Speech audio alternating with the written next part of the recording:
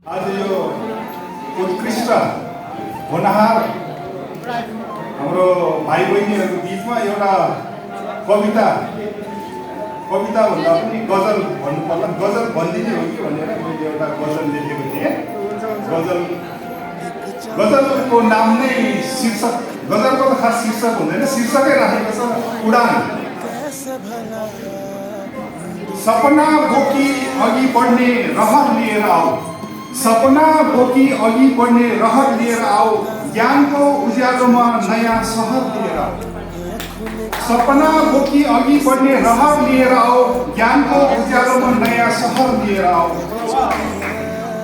मेहनतको पसिना खेर जाँदैन साथी, मेहनतको पसिना खेर जाँदैन साथी, सफलताको शिखर चुम्ने खबर लिएर आऊ। मेहनतको पसिना खेर जाँदैन साथी, सफलताको शिखर चुम्ने खबर लिएर आऊ। आप्पा आमाको माया, आप्पा आमाको माया गुरुको विश्वास बोकी, आप्पा आमाको माया गुरुको विश्वास बोकी, देश बनाउने सुन्दर नजर लिएर आऊ। सिरा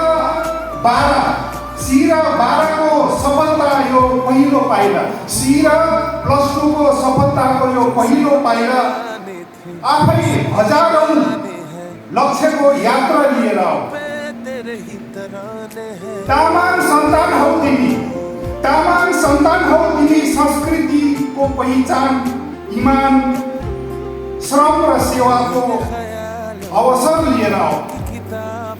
तामाङको सन्तान हौ तिमी, संस्कृतिको पहिचान, इमान, श्रम र सेवाको अवसर लिएर आऊ। ज्ञानले मात्र मान्छेलाई महान बनाउँछ सधैँ, ज्ञानले मात्र मान्छेलाई महान बनाउँछ सधैँ, चरित्रको सुवास फैलिने नजर लिएर आऊ, चरित्रको सुवास फैलिने नजर लिएर आऊ। हाम्रो शुभकामना सबै तिमीहरूसँग रहनेछ, हाम्रो शुभकामना सबै तिमीहरूसँग रहनेछ। उच्च शिखर चुम्ने अमर प्रहर लिएर आऊ।